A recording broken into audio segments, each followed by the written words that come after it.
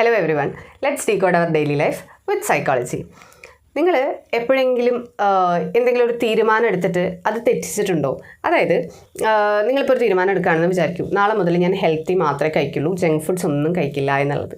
Okay, അതിനുശേഷം പിറ്റേ ദിവസം നിങ്ങൾ നാളെ ഒരു ചോക്ലേറ്റ് കാണുകയാണ്, അല്ലെങ്കിൽ ഫ്രഞ്ച് ഫ്രൈസ് കാണുകയാണ്, വാട്ട് എവർ ഇറ്റ് ഈസ്, ഏതെങ്കിലും ഒരു ജങ്ക് ഫുഡ് കാണുകയാണ്. ആൻഡ് കാണുമ്പോൾ ഒബ്വിയസ്ലി നമുക്കത് കഴിക്കാൻ തോന്നുമല്ലോ. സോ നിങ്ങൾ കഴിക്കാൻ പോകുന്നതിന് മുന്നേ നിങ്ങൾക്ക് തന്നെ ഒരു ഗിൽട്ട് ഫീൽ ചെയ്യാറില്ലേ? ഉണ്ടോ? അയ്യോ, ഞാൻ പറഞ്ഞതല്ലേ ആക്ച്വലി ഞാൻ കഴിക്കില്ല എന്ന്, ഇപ്പോൾ ഞാൻ കഴിക്കുകയല്ലേ എന്ന് നിങ്ങളുടെ തലൻ്റെ ഉള്ളിൽ തന്നെ ആരോ നിങ്ങളോട് പറയുന്ന പോലെ നിങ്ങൾക്ക് തോന്നാറില്ലേ? അപ്പോൾ നിങ്ങൾ എന്ത് ചെയ്യും?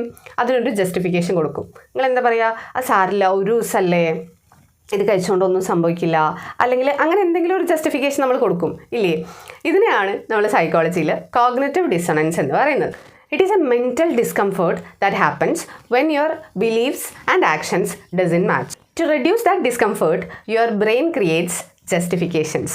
അതായത് ഇന്ന് ഒരു ദിവസം കഴിച്ചുകൊണ്ട് സാരില്ല, നാളെ മുതൽ ഞാൻ ഹെൽത്തി ആയിട്ടേ കഴിക്കുള്ളൂ, അല്ലെങ്കിൽ ഇന്ന് ഞാൻ കുറേ അധികം എക്സസൈസ് ചെയ്തിട്ടുണ്ട്, അല്ലെങ്കിൽ നടന്നിട്ടുണ്ട്, സോ ഇറ്റ് ഈസ് ഫൈൻ, കുഴപ്പമില്ല, ഒരു ദിവസം കഴിച്ചുകൊണ്ടൊന്നും സംഭവിക്കില്ല, അങ്ങനെ എന്തെങ്കിലുമൊക്കെ ജസ്റ്റിഫിക്കേഷൻസ് നമ്മൾ നമുക്ക് തന്നെ കൊടുക്കും, ഇല്ലേ? 1957 ലിയോൺ ഫെസ്റ്റിംഗർ എന്നൊരു പേഴ്സൻ്റെ ഒരു തിയറി വന്നിട്ടുണ്ടായിരുന്നു. അതിൽ അദ്ദേഹം പറയുന്നത്, humans can't sit with conflicting thoughts for long. So we either change our behavior or change our story. Most of the time, we change our story. So ഇങ്ങനെ നമ്മളുടെ ആക്ഷൻസും നമ്മളുടെ ബിലീഫും തമ്മിലൊരു കോൺഫ്ലിക്റ്റ് വരുന്നതിനെയാണ് കോഗ്നിറ്റീവ് ഡിസണൻസ് എന്ന് പറയുന്നത്.